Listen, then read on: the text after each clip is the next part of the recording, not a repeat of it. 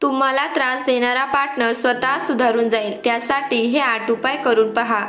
मित्रांनो, आपला जोडीदार आपल्या भावनांना समजून घेत नाही, आपल्याला मानसिक त्रास देतो। हल्ली तर कितीतरी नवरा बायको असे आहेत की जे फक्त समाजाच्या नियमांमुळे एकत्र राहतात, त्यांना एकमेकांशी काही घेणं देणं नाही। मनात खूप राग आहे, नको नको वाटत असताना मजबुरी एकत्र राहायला भाग पडते। काही बायका नवऱ्याच्या अरेरावीला बळी पडतात, काही भांडतात तर काही सोडून निघून जातात। अशा परिस्थितीत अनेक जण विचार करतात की हा माणूस कधी बदलेल की नाही, पण खरं प्रेम असतं ना तर नातं सोडायचं नसतं, त्याला सुधारायचं असतं। पार्टनरचा उद्धट स्वभाव, त्याचा रुबाब आणि त्याच्या त्रासदायक सवयी बदलायच्या असतील तर यासाठी काही खास पद्धती आहेत। नुसतं गोड बोलून काही होणार नाही आणि भांडून नातं संपवणं योग्य नाही। म्हणून आज मी तुम्हाला 8 जबरदस्त टिप्स सांगणार आहे, ज्या फॉलो केल्या तर तुमच्या पार्टनरचा ॲटिट्यूड आपोआप बदलत जाईल। प्रत्येक व्यक्तीत सुधारण्याची क्षमता असते, फक्त योग्य दृष्टिकोन आणि मार्गदर्शन मिळाल्यावर तो बदलू शकतो।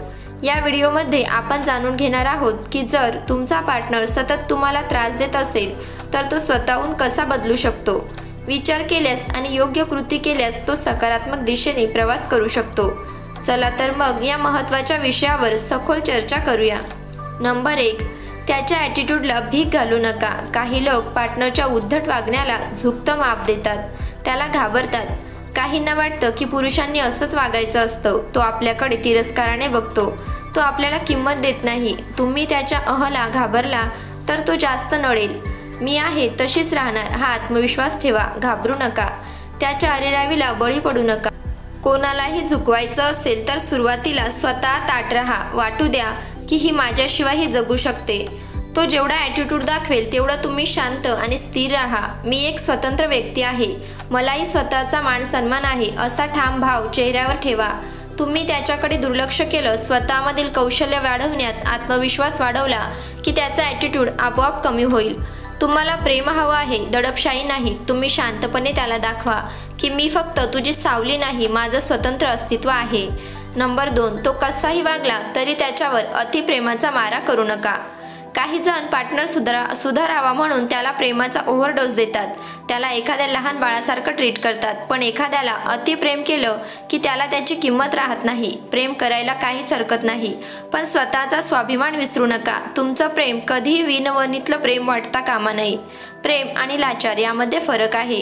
गुलामी करायची नाही, माझं आयुष्य तुझ्या भोवती फिरतं आहे हा संदेश देऊ नका। प्रेमात शहाणपण ठेवा, लाचार बनू नका।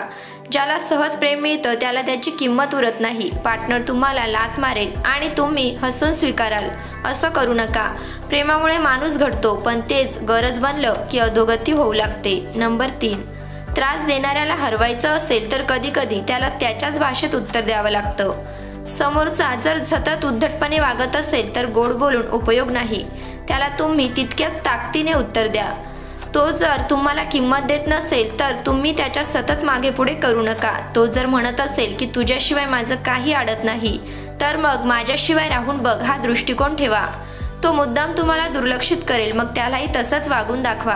समोरच्याने कितीही कूल असल्याचा आवानला तरी त्याला थोडीच तोड मिळाली की अक्कल ठिकाणावर येते। यासाठी भांडण न करता पद्धतशीर वागणूक तुमचं अस्तित्व ठणकावून सांगा। काही लोक प्रेमाच्या नावाखाली तुम्हाला गुलाम बनवतात, तुम्ही कधीही बनायचं नाही। जेव्हा तुम्ही तितक्याच योग्य ॲटिट्यूड दाखवतात तेव्हा त्याला कळतं की तुमच्याशिवाय त्याचं पानही हलत नाही।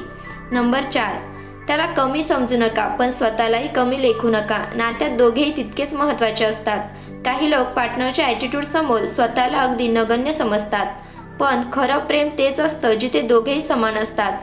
तो जर स्वतःला बॉस समजत असेल तर त्याला समजवा की हे नातं प्रेमाचं, एकमेकांना समजून घेण्याचं आहे, यात कोणाचीही मालकी नसते। स्वतःला कमी लेखू नका, त्याला समजवा की तुमच्याशिवायही त्याचं काही शक्य नाही। तुम्ही जर सतत त्याच्या प्रत्येक शब्दाला मान डोलवत राहिलात तर त्याचा ॲटिट्यूड कधीही कमी होणार नाही। त्याला वाटू द्या की ही माझ्याशिवाय सुखी राहू शकते। एकदा त्याला तुमची किंमत कळली की त्याच्या स्वभावात फरक पडायला सुरुवात होईल। नंबर 5, त्याच्या चुका दाखवा पण योग्य वेळी। सत्य सांगायचं असतं पण हुशारीने। काही लोक नात्यात काय चुकतं हे ओळखतात पण सांगायला घाबरतात। घाबरू नका, पण त्याला थेट हल्ला करण्याऐवजी योग्य वेळी बोलून दाखवा। एखाद्या शांत क्षणी त्याला विचारा, मी असं वागले तर तुला कसं वाटेल। जर तो तुच्छतेने हसला तर त्याला त्याच्याच शब्दात उत्तर द्या.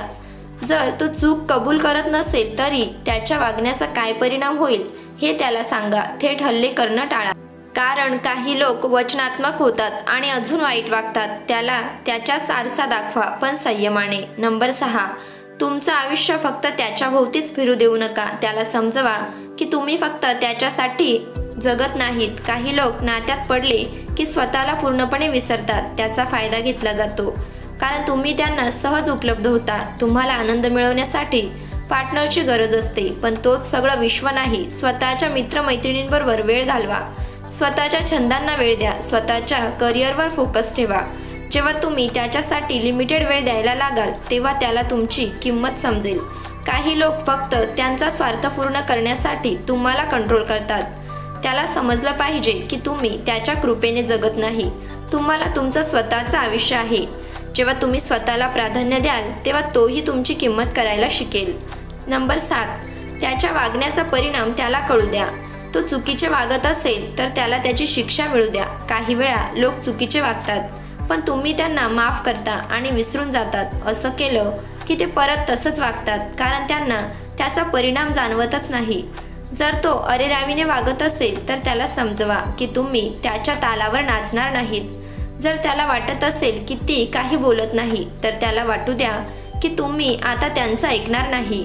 लोक काही वेळा फक्त त्यांना जे हवंय ते मिळवतात म्हणून तुमच्याकडे राहतात. जर तो नात्याची किंमत करत नसेल तर त्याला थोडं एकटं वाटू द्या. काही लोकांना त्याच्या वागण्याची किंमत मोजल्याशिवाय शहाणपण येत नाही, त्यामुळे त्याला त्याच्या वागण्याचा परिणाम जाणवू द्या. नंबर 8, स्वतःला बळीचा बकरा बनू देऊ नका. तो जर सतत तुमच्यावर दोष टाकत असेल तर त्याला जशास तसे दाखवा. काही लोक नात्यात सतत दोषारोप करत राहतात. सगळं तुझ्यामुळेच होतं असं तो म्हणत असेल तर त्याला जशास तसे बोलून दाखवा. जर तो तुमच्या चुका शोधत असेल तर त्याला त्याच्या चुकाही दाखवा. जर तो असं समजत असेल की तुम्ही त्याच्या इच्छेप्रमाणेच वागावं तर त्याला दाखवा की तुम्ही स्वतंत्र विचारांचे आहात. जर तो कायम तुमच्या भावना पायदळी उडवत असेल तर त्याला त्याच्याच भाषेत उत्तर द्या. नातं प्रेमाने चालतं, पण फक्त एकानेच सहन करायचं नसतं. त्यामुळे त्याला त्याच्या वागण्याची खरी जाणीव करून द्या. कृपया व्हिडिओला लाईक आणि चॅनलला सबस्क्राईब नक्की करा. धन्यवाद.